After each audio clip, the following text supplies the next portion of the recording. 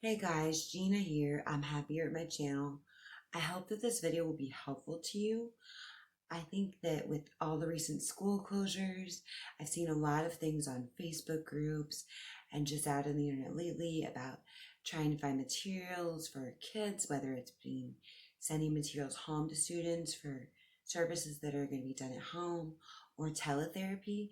It's really important that we start preparing and working hard so that we're ready, and then we can hopefully be able to provide services with as few gaps as possible to these children.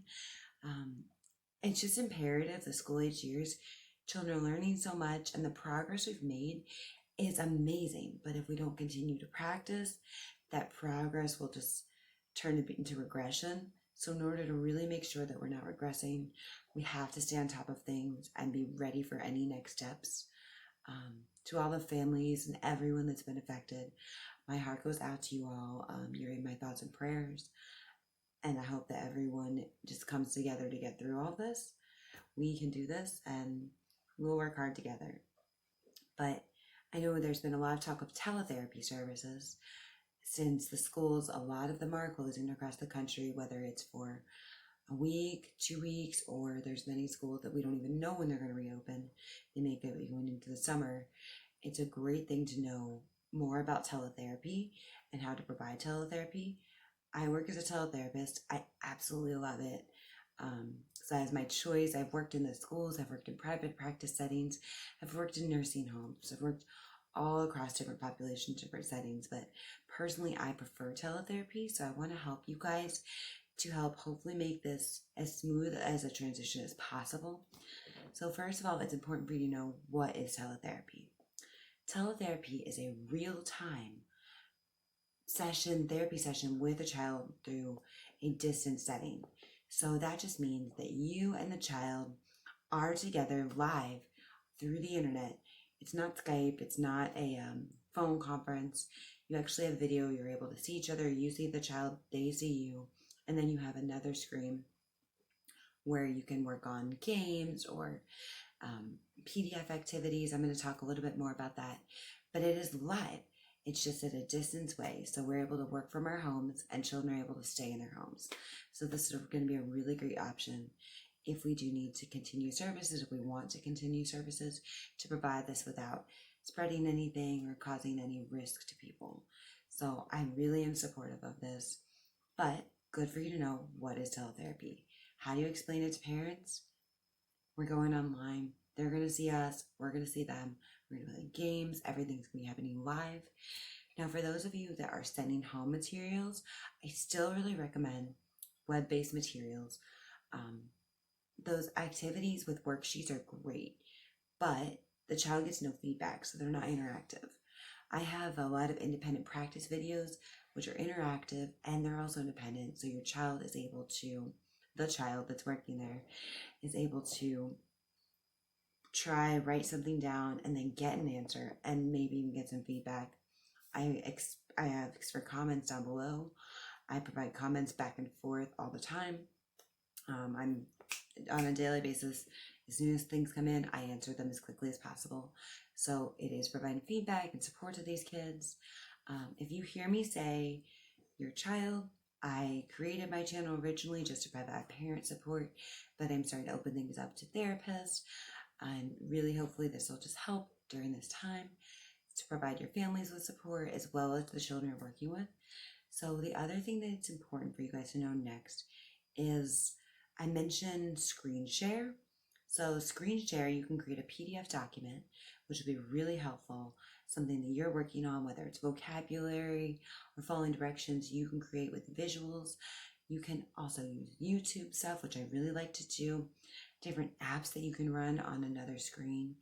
So these are really great things to be using in the session. You can go to websites, explore reading passages and stories. So really take advantage of using that screen share function. Almost all of the platforms have a screen share. They also have chat boxes.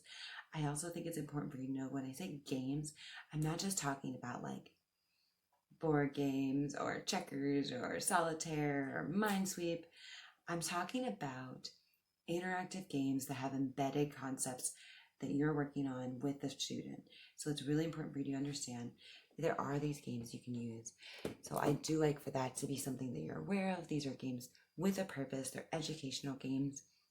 A lot of things will actually be like for possessive or personal or pronouns. Like you can work on the different adding ing endings and ed. So I'm not going to go too much into speech talk because I really do want you guys to know that this is teletherapy as a whole.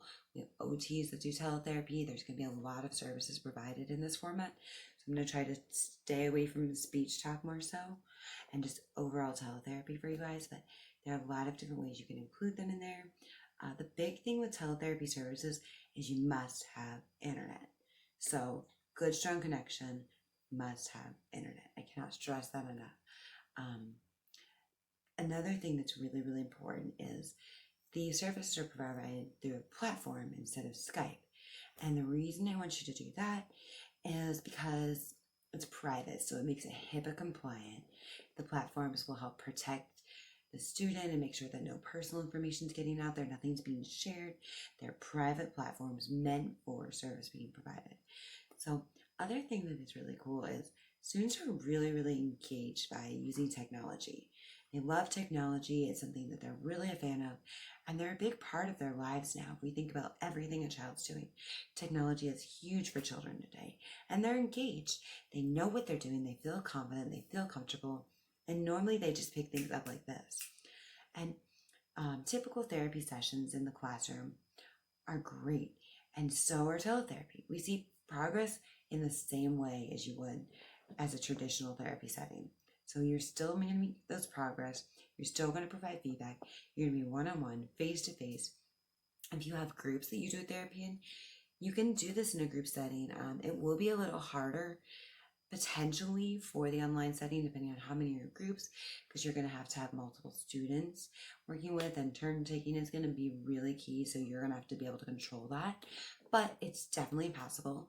Or for brothers and sisters in the same household, you can definitely do this in a group. Families may participate with your sessions if you're doing this at home, which is a great thing. Parent support is something I'm huge on. You have to be able to provide that support to the parents so that they can take those tips, carry them over, and help work with the child on a daily basis, because you're only seeing them for a short time. So parent support is an amazing thing. If they want to join you, I highly recommend you offer this. And if they do, encourage them, teach them ways. Make sure when you're giving tips and cues that you're explaining, saying, all right, so let me show you with my hands. I'm going to give you some visual help. And then tell them what you're going to do and how you can help them. I hear some verbal cues, and when it's really necessary for them to need them. So I definitely recommend that. As for just tips to make this go smoother, there are a lot of things I can help you with. But first, I want you to know I recommend using a hard line connection for your internet. It will help with just that feedback and being delays. So that'll really, really be helpful. If you don't have this, Wi-Fi will work, but it may provide some more technical difficulties. Second, I want you to know, I'm going to grab something here. This will be very, very helpful to you, is headsets. I think headsets are really, really important. These are great. I love these. This little headset. So what this will do is just make sure that your sound and the clarity of your sound comes through better. You should also be able to hear the child a little better too. I have two kinds of headsets I want to talk about. This one's really compact. It's not really huge or bothersome. You barely know if it's there. But if you're going to be doing therapy for more than about 30 minutes, this may start to bother you. If you have breaks in between your sessions, it shouldn't be as much of a problem. It's really easy. You just switch this and you can switch it over the side of your head. Really easy, really fast. So that's great. But this one personally did give me headaches right here. I felt a lot of pressure from it. I use really cheap headsets. This one's under $20. It just plugs into your computer. And see here, what I like about this one though is it does have the mic adjustment and even mute. So this one's really good.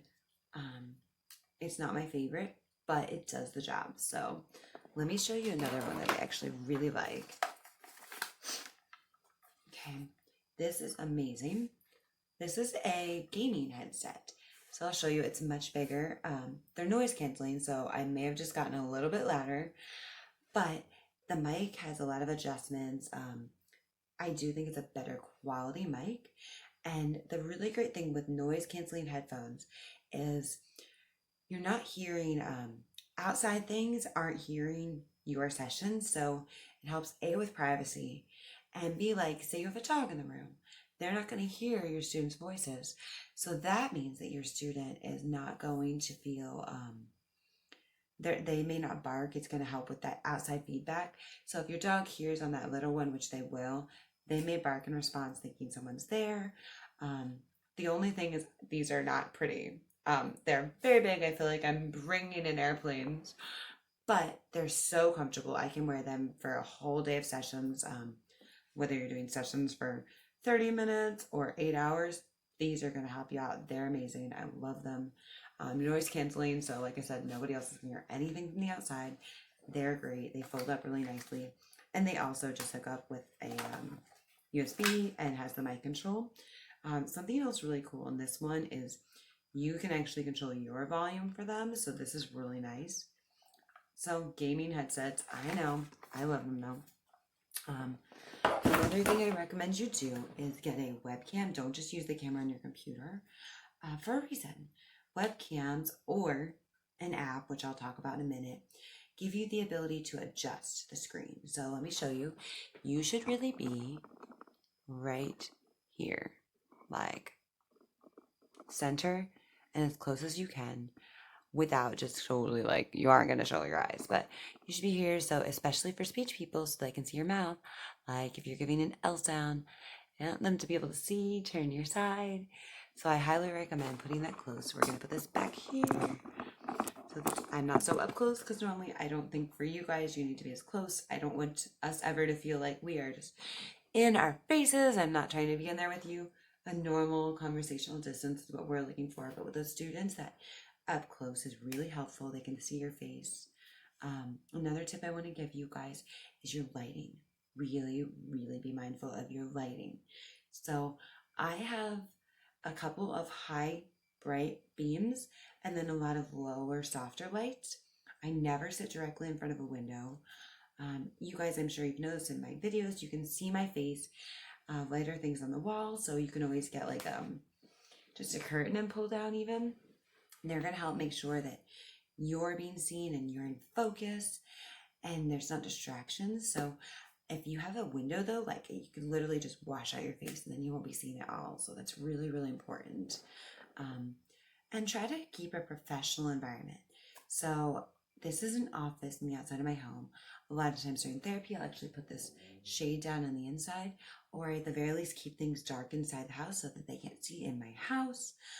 Also, if someone's home, this will help with privacy, but I keep the door closed if possible, and I try to make sure that there's not like papers piled up over the desk that is actually my husband's, but I try to make sure that it just presents a clean, good environment. I have 2 dogs in the room, and I try to make sure that they're not in the view if possible, but just really present a professional, structured environment.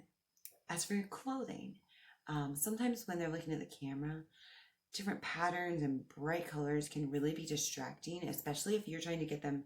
Say you have, like, we're going to do, so this part of your screen is right up here is going to be your picture, their video is going to be there, and then the other part's going to be your game. And if you want them to focus on your game, bright colors, crazy patterns may be really distracting.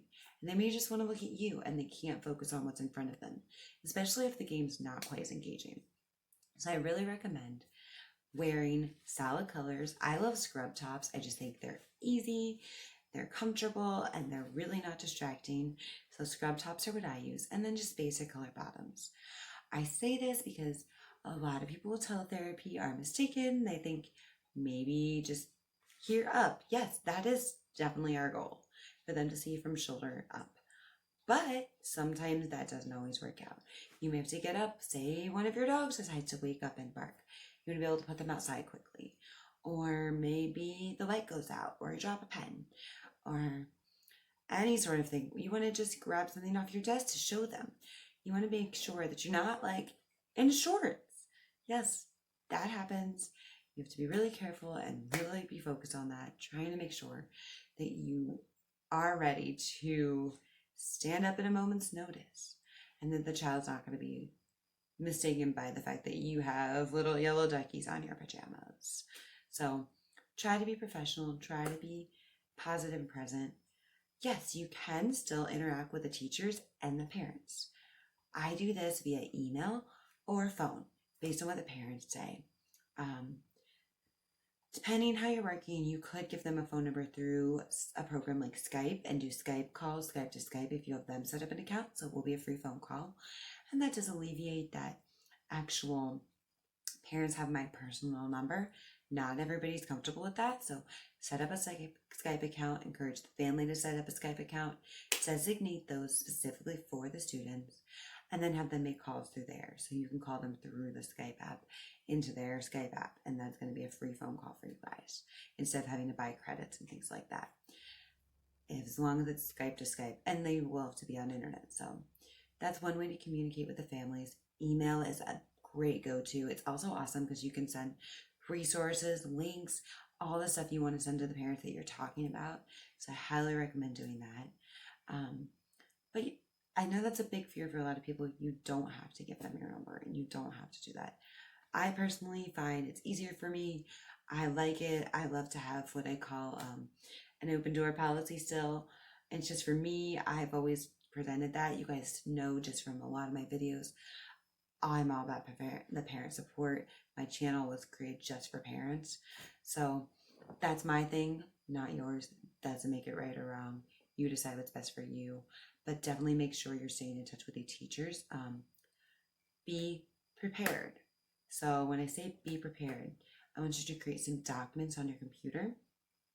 Your schedule should be on a document with a notes section where if someone's not able to do it that day or sick, just jot that down. Keep sessions rolling throughout the day so that you're not focused, or you don't lose focus, or you don't forget at the end of the day when you go to do billing, because you are still going to be billing. Billing, I recommend follow your school's protocol, but keep track of your time. A lot of times these programs have live recording, so they can record if you want. You come back to it. But as for documents, definitely that schedule. I also find for myself it's really beneficial to make a Word document with a table for each student that I see on my caseload. So I put their name, their date of birth, and then some activities we'd like to work on together, whether it's web-based or maybe even just put your traditional therapy, and then you can try to form something into the web and search for that. There's a lot of great stuff, which I'll talk about materials in a minute. But have those caseloads put their goals, so you're not searching through their IPs or trying to create and come up with stuff during the session, since you're not going to necessarily have a full-blown platform like you would, like I would in a teletherapy setting. You're probably going to have a temporary basis, which is going to be more of a basic, you're going to get the bare bones of stuff. So I'm going to give you some pointers and tips to work with that. Also, I recommend making a document of things that are important to the kids, like their birthdays and things like that, so that you don't forget these things. These are important. You still want to make a big deal of that. You don't want them to lose that. And then the other one is going to be your IEPs, your date of birth, and your reevals, and anything like progress reports and things you're still going to need to keep up with. So really put those into something and just be thinking and planning all the time. That's really, really important that you're continuously planning. As for materials, there's so much out there.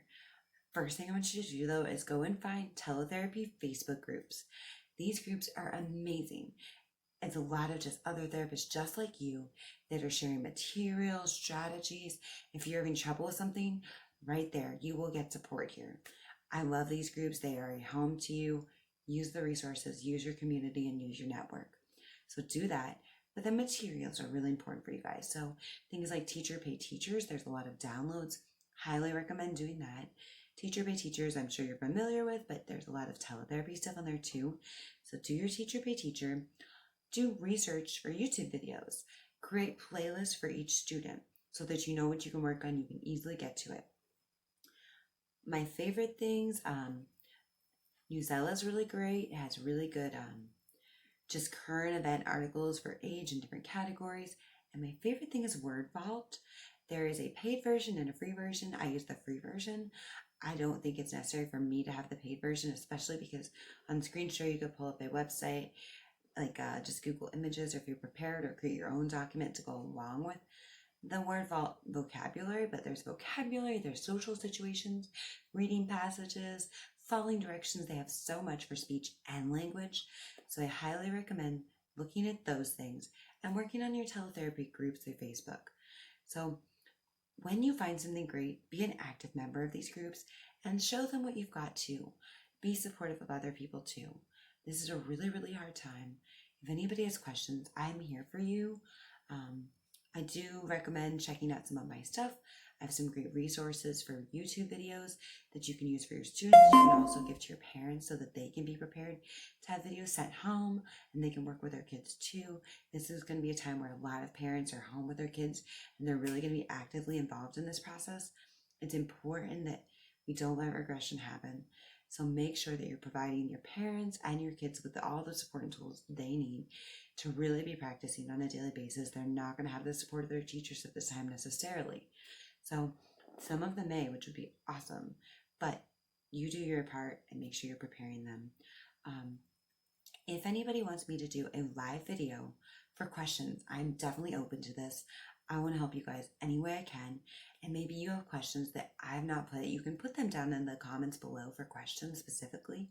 But if you guys want me to do a live video and just run on to answer your questions about anything you can think of for teletherapy or materials moving forward, to provide at-home support. I've done a lot of in-home therapy and I really love giving materials to families. So just ask me, comment down below if you want a live video. If you do, put your time zone and I will do my best to make these live videos available for all of your time zones. As an online teletherapist, I know that sometimes my time zone is not what you're going to be working with.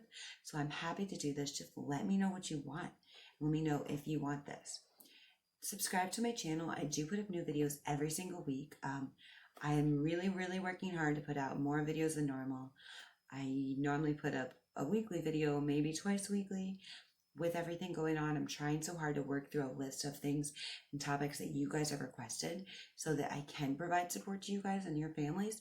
So please keep giving me these topics. I'm doing the best I can, going as fast as I can, but I still want to give you guys good content and make sure that you're giving your family something great and that you have something great to work with. So let me know, subscribe so you don't miss out. And thanks so much for stopping by. Good luck, guys. We got this.